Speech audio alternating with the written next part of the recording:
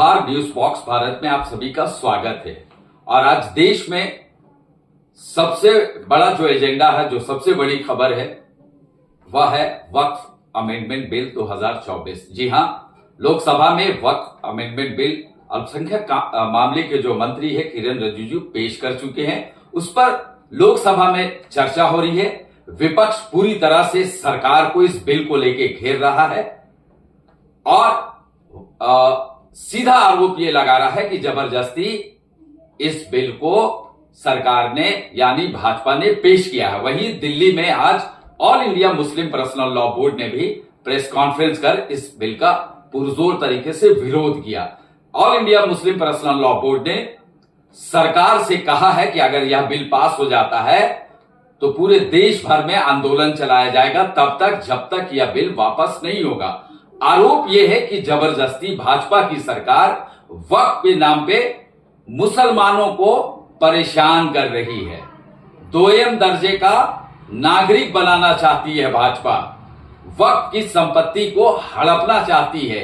यानी कहा जा सकता है कि इस बिल पर एक तरह का देश के अंदर बड़ा विवाद खड़ा हो गया है और कांग्रेस ने तो पुरजोर तरीका से इसका विरोध शुरू से किया है, चाहे वो जेपीसी कमेटी का हो या आज का मामला लोकसभा में हो।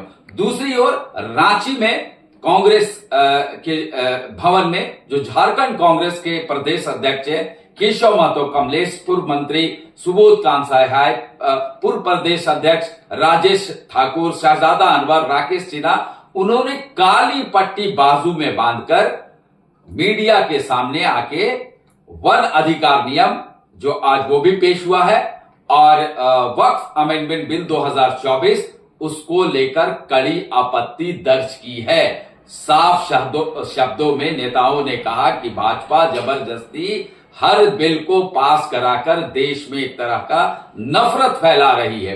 तो चलिए सुनते हैं कि रांची में आयोजित प्रेस कॉन्फ्रेंस में कांग्रेस के नेताओं ने क्या कुछ कहा है। हमारा वक्फ संशोधन विधेयक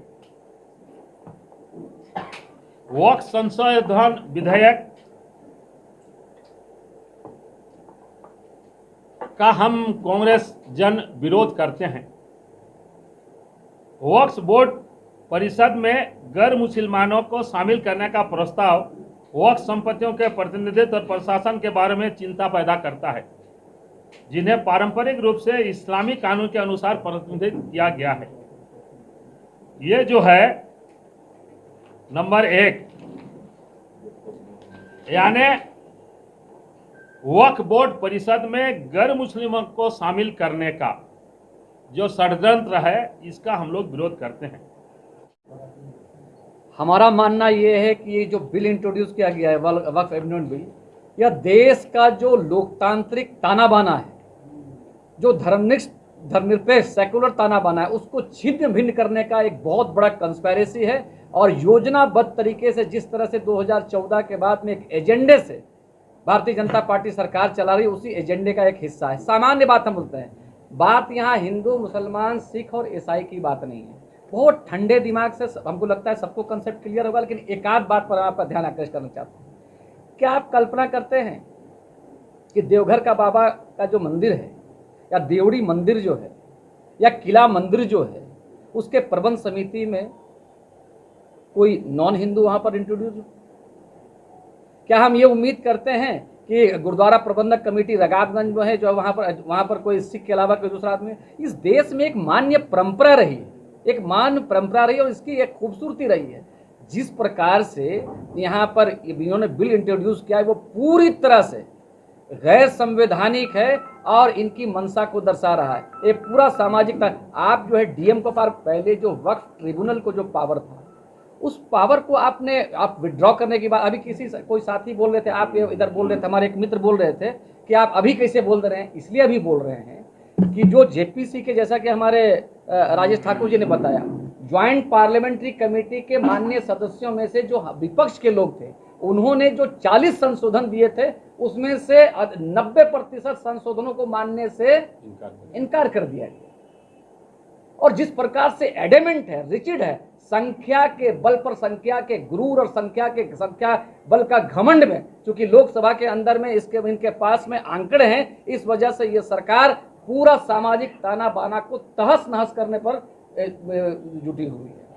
डीएम को पार देना, आप जो है उस कमेटी के अंदर में आप ये डिफाइन कर रहे हैं कि इसमें एमपी को दे देना। आपकी भावना स्पष्ट हो गई सजादा जी। मेरा सवाल ये है, नहीं, बात हिंदू और मुसलमान की नहीं है। हिंदू और मुसलमान परस्पर एक दूसरे का सम्मान करते हैं। बात है कि धार्मिक आस्थाओं को समझने का एक मान्य परंपरा रही है। स्वतंत्रता प्राप्ति से पहले और स्वतंत्रता प्राप्ति के बाद जो विद्वान लोगों ने देश में, बहुत सारे प्रधानमंत्री और इनसे पहले भी भारतीय जनता पार्टी के प्रधानमंत्री अटल बिहारी वाजपेयी रह चुके हैं। इस देश के अंदर में लोग भूल जाते हैं, भारतीय जनता पार्टी की सरकार इससे पहले भी रही है, लेकिन जिस प्रकार से अभी भारतीय जनता पार्टी की सरकार कर रही है वो बिल्कुल अस्वीकार्य है। बात है कि अगर कोई डीएम है, डीएम को आप जो है किसी मामले में उसमें इन्वॉल्व करते हैं, वो क्षम्य है, लेकिन इसमें ये मेंशन कर देना कि नॉन मुस्लिम 2 मेंबर होगा, बात यहाँ पर ये नहीं है। जब सांसद थे तो मेंबर थे देवघर मंदिर के, अगर कल देवघर नहीं, I challenge decision making body में कोई मुस्लिम मेंबर नहीं होगा। आई चैलेंज विधायक और डीसी सभी रहते हैं।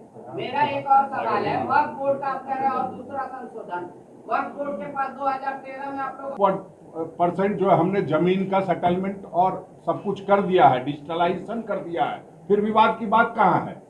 उनके जो लोग हैं वो लोग खुद ही कह रहे हैं, और 2013 में जो आया था कानून वो सबकी सहमति से, उसमें मुख्तार अब्बास नकवी हो चाहे जो भी जेपीसी के मेंबर उस समय थे, वो सब लोगों की, जो के रहमान की कमेटी थी 2011 में जो रिपोर्ट दी गई थी उसमें भारतीय जनता पार्टी के भी लोग थे, और उसमें सबकी सहमति के बाद ये सरकार में मुख्तार अब्बास नकवी ने किया कि वक्फ बोर्ड की जमीन पर बनने वाले कॉलेज और यूनिवर्सिटी का 100% पैसा केंद्र सरकार उठाएगी, तो आप फिर कैसे करें? भैया बोलना पड़ेगा, वोट आप भी बोलो, नहीं जानते हैं। मैं भी मंत्री रहा हूँ, ये चाहे वो ग्रामीण क्षेत्र में पहाड़ी इलाके में जिनको पट्टा देना था वो भी हमने कराया था, और ये वक्त संशोधन जो 13 की बात आप कर रहे हैं उसमें लार्जर कंसंट्रेशन करके हमारा वहां ये नियत नहीं था कि इनकी जमीन हड़प ले, मुसलमानों की जमीन हड़प ले। उस वक्त था कि जो स्थिति है उसको स्मूथ बनाए, और जितना किया गया है, जो आप वहां से लाके डीएम के हाथ में दे दिए, तो डीएम क्या करता है आपको नहीं पता है। पिछला ये क्या नाम है अपना कुंभ जो हुआ था, उसको रामपुर का जो एमपी था, जो आजम था, वो मंत्री की हैसियत उसका इंचार्ज था। तो पद से डीएम और एसपी की जात नहीं देखी जाती है, वो डीएम रहता है। तो इसलिए वो बहस मुद्दा नहीं है। 10 साल का जो इनका टैग लाइन है कि मोदी एंटी मुस्लिम है, इसको छुपा के बात करने की जरूरत अब नहीं है, और इसी के चलते हमारे देश के सुरक्षा, सामाजिक ताना बाना, ये सारे चीज पर फर्क पड़ गया। आज पाकिस्तान से अलग जीत करके हमने बांग्लादेश बनाया। आज बांग्लादेश के आर्मी को पाकिस्तानी आर्मी जो है वो ट्रेंड कर रहा है। आज बांग्लादेश कट्टरवादिता की तरफ चला जा रहा है। तो इनका डिप्लोमेटिक भी जो पूरा रहा है वो देश के सुरक्षा के लिए खतरनाक रहा है मोदी जी का। इसलिए दीवार से सटा करके एक कम्युनिटी को न जो है टॉर्चर करे, जिससे हमारा, आज मैं दावा के साथ कर सकता हूं कि अंतर्राष्ट्रीय जो आतंकवाद है उसमें हिंदुस्तानी मुसलमान नहीं है। पाकिस्तान और कश्मीर में इतना झगड़ा होता है, लेकिन कोई हिंदुस्तानी मुसलमान कश्मीरी सवाल पे आवाज नहीं उठाता है, क्योंकि कहता है वो उनसे जुड़ा हुआ सवाल। तो आज आप इस घटना के बाद जमीन उनका लूट लेंगे, उनकी संस्था लूट लेंगे, तो आप क्या समझते हैं कि ये देश, इतना बड़ा आबादी वाला देश, हमारा विकसित देश हो जाएगा? कि वन अधिकार अधिनियम 2006 ये केंद्र की सरकार इस नियम की उपेक्षा करती है, जिसके चलते लाखों हमारे आदिवासियों का संकट उत्पन्न हो गया है और अपने परिवार की जो पारंपरिक संपत्ति है उसे बेदखली के कगार पर हैं।